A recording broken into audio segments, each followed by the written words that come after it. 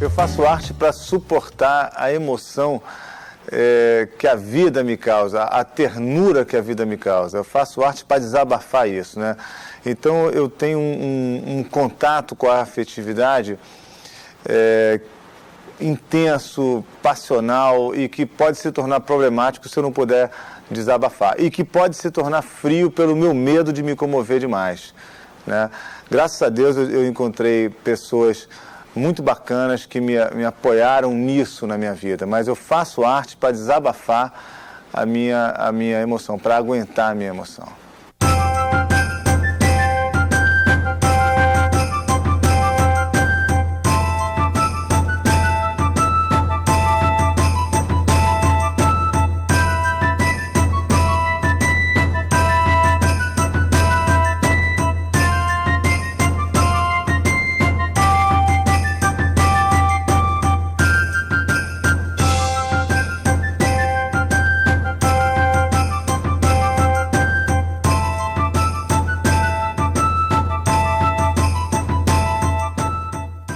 Eu tenho 3 processos que são irmãos, assim, mas são diferentes. Um é de compor as canções, o outro de fazer as trilhas, o outro de escrever os musicais.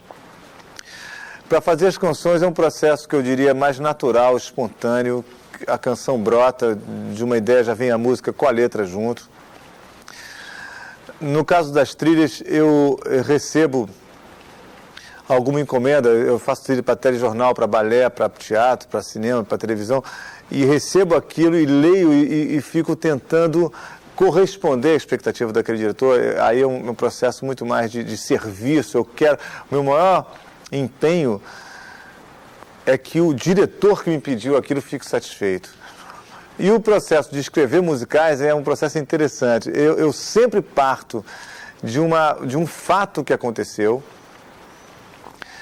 de um símbolo que se parece com aquele fato, um símbolo no sentido assim junguiano, no sentido das lendas, no sentido...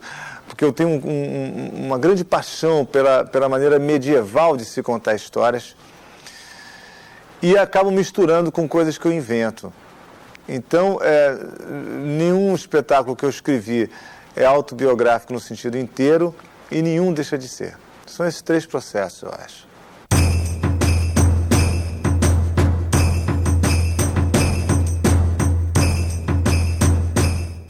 Eu acho que qualquer coisa que possa aumentar o espaço ou facilitar a entrada do artista novo faz falta, né? Eu não sei se os festivais nos moldes antigos, eles funcionariam hoje em dia. Talvez festivais multimídia, talvez festivais interativos. De qualquer maneira, o festival ele tinha uma coisa muito positiva, que era o fato de que a gente tocava para o grande público uma música que não seria veiculada, ela não passaria no crivo daqueles que se julgavam no direito de julgar o que queria ouvir, isto é, as gravadoras. Então a gente apresentava músicas que a gravadora dizia, olha, isso aqui não se enquadra em nenhuma gaveta, e o festival te jogava em 1 minuto para o Brasil inteiro, e o público decidia se a tua música foi aprovada ou não, o que fazia uma quebra naquela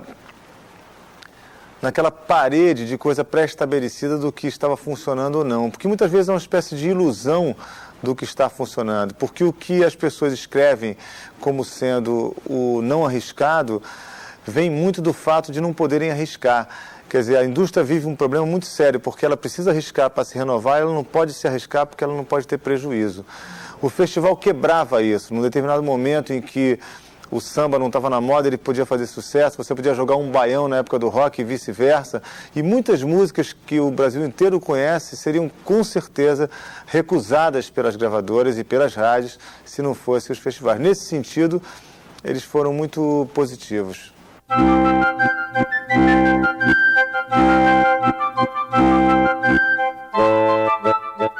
Eu fui o típico moleque de subúrbio, assim, não lembro nem de gripe, o tempo todo na rua, jogando bola, subindo em árvore, tacando pedra no vizinho. Eu tive uma infância no Grajaú, depois em Minas Gerais. No Grajaú foi de jogador de futebol mesmo.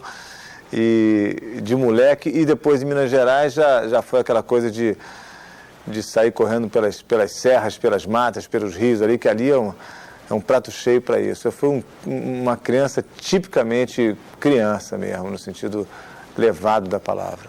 Eu tenho um amor pelo Rio de Janeiro e um amor muito grande pelo Grajaú. Tenho um amor também muito grande por Minas Gerais. São dois lugares que são muito marcantes na minha vida, mas eu, acima de tudo, sou um artista brasiliense.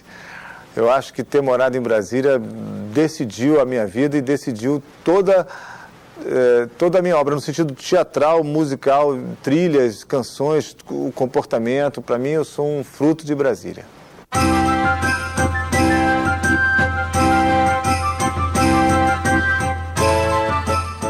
Uma coisa que eu acho que eu aprendi na vida é que a pretensão é abominável.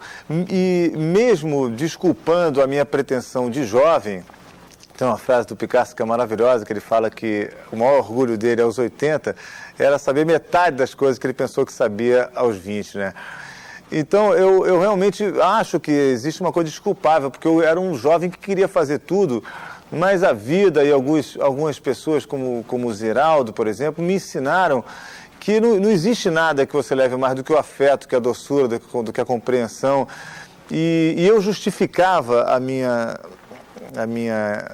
pretensão com a minha lealdade, com a minha empolgação. E hoje em dia eu acho que eu posso ser leal, posso ser empolgado e ser uma pessoa muito mais tranquila. Mas a vida é assim, a gente aprende com algumas dores e com muitos erros, né? Então eu aprendi assim e admiro quem aprendeu mais cedo do que eu, mas eu só aprendi depois.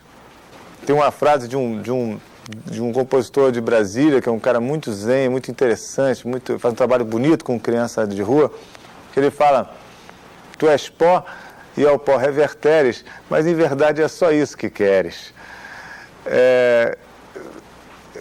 Vem do sol o que queima e as cores, e amanhã teu pó serão flores. Quando eu sinto no pescoço um nó, vem um vento, me sopra, eu sou pó. Essa música desse cara acho muito interessante porque é sobre o alívio da desimportância. É isso que eu sinto hoje.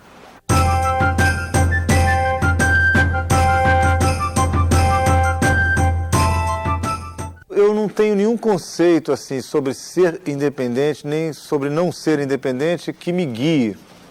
Eu tenho vontade de fazer o meu trabalho. Então, muitas vezes na minha vida, vendo meus discos para grandes gravadoras, muitas vezes me uno a gravadoras de médio porte, como nos últimos anos que eu fiz com o Roberto Menescal, na gravadora Albatroz, e muitas vezes produzo discos de forma independente. Hoje em dia, o mercado gerou pequenos mercados específicos, mas segmentados e garantidos. Então, as coisas não são mais como eram antigamente, em que o independente era uma espécie de sinônimo de mambembe. Hoje em dia, existe uma independência no sentido de você sair do grande mercado, mas estar dentro do mercado segmentado, e está aí a TV a cabo, que é uma prova disso. Então, eu procuro atuar dentro desse plano saudável, de não me preocupar muito com isso. Então, fiz alguns trabalhos para grandes gravadoras, continuo fazendo sempre que aparece a oportunidade, continuo fazendo para médios. Eu não tenho muito essa ideologia, entende? Eu vou de uma maneira mais livre, mais tranquila. E quando, por exemplo, eu fiz uma trilha para televisões abertas, para telejornais de televisões abertas, e fiz trilha para grupos alternativos de dança de Minas Gerais e da Itália. E o que eu quero, o que eu procuro e o que eu tento ter é uma garantia de satisfação na qualidade e um orçamento, vamos dizer assim, coerente, porque hoje em dia todo projeto interessante é possível de fazer desde que a gente não fique megalomaníaco, desde que a gente se ponha dentro de orçamentos, né? Então, esse projeto de estar num teatro, por exemplo, apresentando um musical por mês, é um projeto para mim uma delícia, mas que eu fiz totalmente com o pé no chão. Eu não posso descer um disco voador aqui, botar um grande cenário, mas eu posso atender bem o público, eu posso ter um teatro limpo, bacana, confortável, receber o público, tocar para o público antes.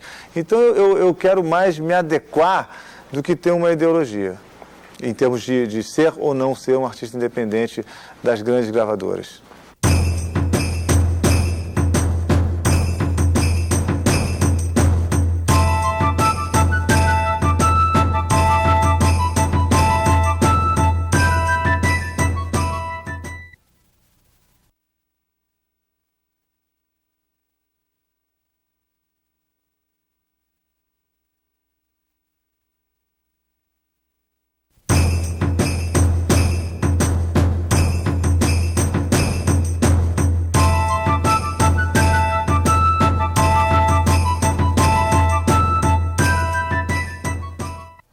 acho que existe uma polêmica muito antiga a respeito de mim, que diz respeito a uma imagem clichê e que fala muito pouco do meu trabalho, da minha habilidade ou inabilidade de tocar o violão, o piano, escrever o arranjo, escrever uma peça, ou cantar, ou compor. E fala mais de um clichê, se eu sou ou não sou um hippie, se eu usava ou não usava chapéu. E na verdade, eu já tenho um tempo de carreira e não tenho litígios, não tenho brigas que justifiquem essa imagem de polêmica. Na verdade, polêmico é mais um título atual meu, um falso título, na minha opinião, do que uma coisa que realmente esteja acontecendo. Eu não tenho, e tenho certeza que ninguém conhece alguém com quem eu tenha brigado. Eu sou uma pessoa de paz, uma pessoa que vivi em paz uma vida inteira. Agora, a minha arte provoca discussão como qualquer arte. E como hoje em dia todo mundo quer assinar, que quer botar a sua marca, quer botar a sua linha de trabalho, a sua personalidade tem que provocar discussão, é saudável que provoque, a gente invade, isso eu acho muito bacana. Mas eu acho muito enfocado o olhar que algumas matérias têm sobre esse clichê do polêmico, que não é, na verdade, não é tanto assim, né? Então, por exemplo, quantos programas de televisão já me telefonaram dizendo que teve um compositor que fez uma música dizendo que eu sou chato, e essa música é minha mesmo, e eu fiz para uma peça que tinha um personagem chamado O Chato, uma peça sobre os tipos humanos e tal. Então eu acho que ficou antiga essa visão, né? Eu acho que muitas vezes a comunicação se detém em imagens que o tempo já deteriorou, né? E que a gente foi, isso é o mito da medusa, né? Que congela o que ela olha e aquilo fica congelado para sempre. As coisas mudam e a medusa congelou. Eu acho que a imprensa, às vezes, corre o risco de ser a medusa.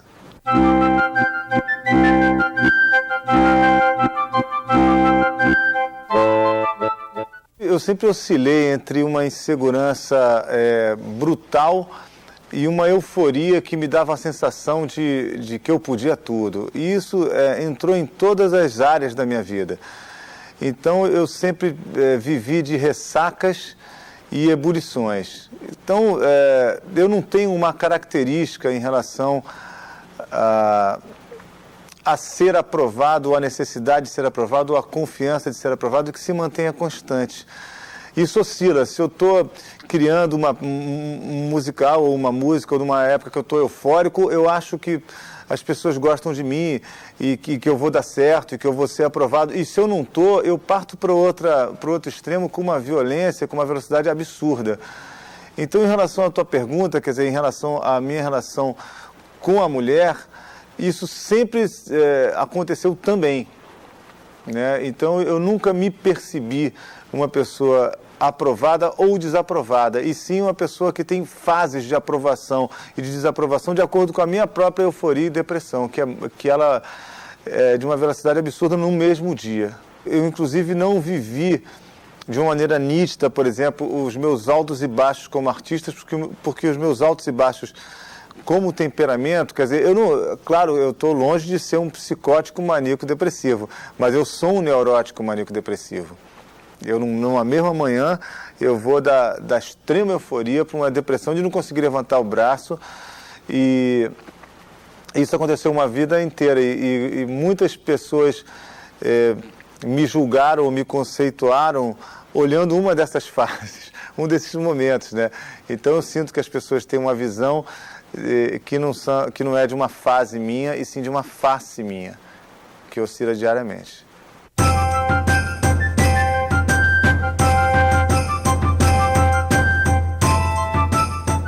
Eu me tornei adolescente numa época que, de uma certa maneira, buscava a loucura, idolatrava a loucura como uma forma de não ser cordeiro, com uma sociedade que aquela geração queria abandonar, renegar, recusar, mudar.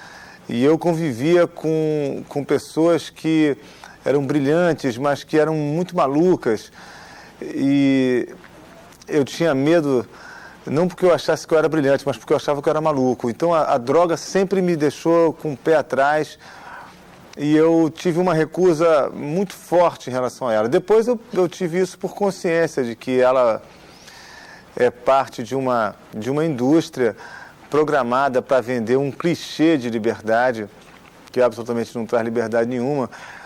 Depois descobri coisas mais duras, como o fato de que todo o clichê de liberdade que eu tinha comprado tinha sido também absorvido pelo sistema que as pessoas pensavam que estavam contestando. E o que eu estou falando agora também pode até ser um clichê, mas foi o que aconteceu comigo mesmo. Então, eu sempre tive uma aversão muito grande às drogas.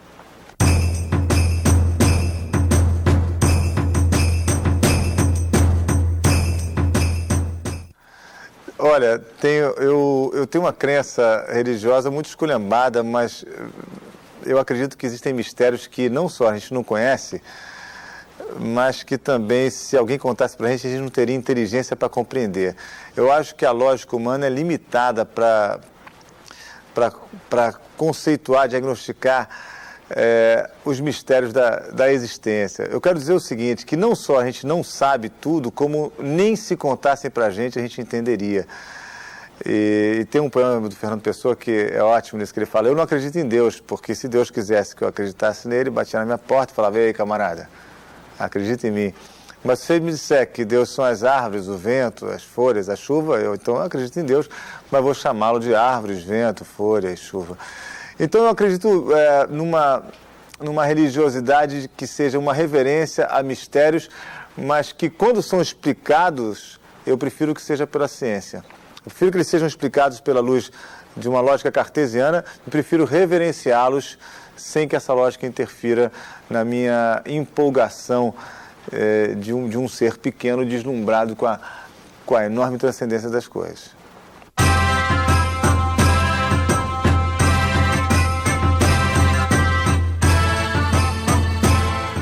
Se eu tivesse que escolher as coisas que eu me arrependo, vezes em que eu, por estar obcecado com alguma coisa artística, não dei a atenção que as pessoas mereciam ou que eu queria dar. Eu chego a não ver pessoas e fico totalmente doido. Eu me apaixono pela coisa que eu estou fazendo. Deixa eu ver uma outra. Talvez excesso de viagem da minha vida eu me arrependa. Eu me arrependo porque eu fiquei em turnê 23 anos. Desde os 20 eu estou rodando e eu passei 2 anos nômade, independente de turnês, então eu tenho um absoluto fastio de viagem. Tenho uma vontade de ficar em casa. Toda vez que eu sei que alguém nas férias vai viajar, eu digo: mas como? Para quê? Eu acho que, como dizia o Nelson Rodrigues, a partir do Meia eu já sinto saudade do Brasil. Deixa eu ver uma outra coisa. Eu me arrependo bastante de ter sido prepotente com as minhas ideias quando eu comecei. Eu não só achava que estava certo, como achava que os outros estavam errados. Hoje eu não acho nenhuma coisa nem outra. E me arrependo de algumas vezes na minha vida que eu fui paternalista. Eu fui muito paternalista com os meus amigos. Por amor, mas fui paternalista. Eu me orgulho muito da minha relação com meu filho e com os meus pais. Eu me orgulho de ser amigo das minhas ex-mulheres. Tenho um profundo orgulho disso. E me orgulho de ter tentado aproveitar, de estar tentando aproveitar a vida com muita fúria. Eu acho que isso eu não fraquejei nunca em nenhum momento. Eu tentei pra valer tirar graça desse planetinha azul aí que vaga pelo espaço, que às vezes é enfadonho.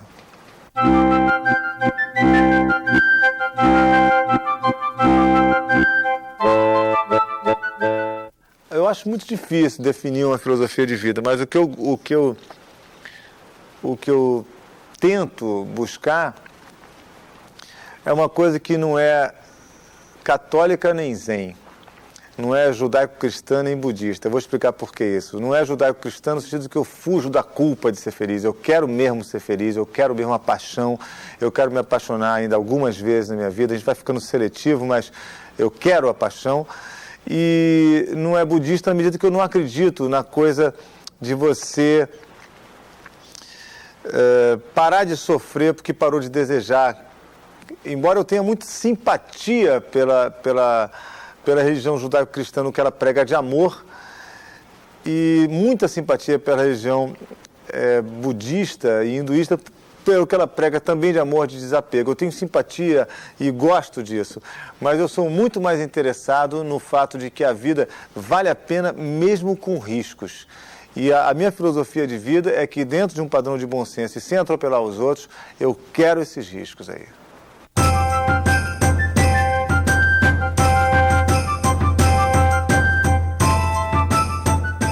Se eu não fosse um artista, o que eu seria se eu não fosse um artista? Com certeza eu seria um louco internado no hospício. Não tenho a mínima dúvida disso. Eu sou uma pessoa extremamente feliz, mas eu devo isso, primeiro, à sorte de trabalhar no que eu gosto. Há uma família muito unida e muito presente na minha vida. Eu tenho, além de amor pela minha família, tenho gratidão. E terceiro lugar, mas não nessa ordem, tenho encontrado Madalena Salles na minha vida. É uma pessoa que ela é o prumo da minha vida, né? Então eu conheci a Madalena com 16 anos, flautista e atriz, viemos para o Rio junto, né? Na época éramos namorados, depois nos tornamos amigos, hoje somos irmãos, ela é a mãe do meu filho, e ela é a bússola. Então, se eu juntar os amigos que a vida me deu, a família que eu tenho, trabalhar no que eu gosto e ter conhecido Madalena, para mim, a vida realmente foi assim, muito além do que a minha expectativa tinha pedido.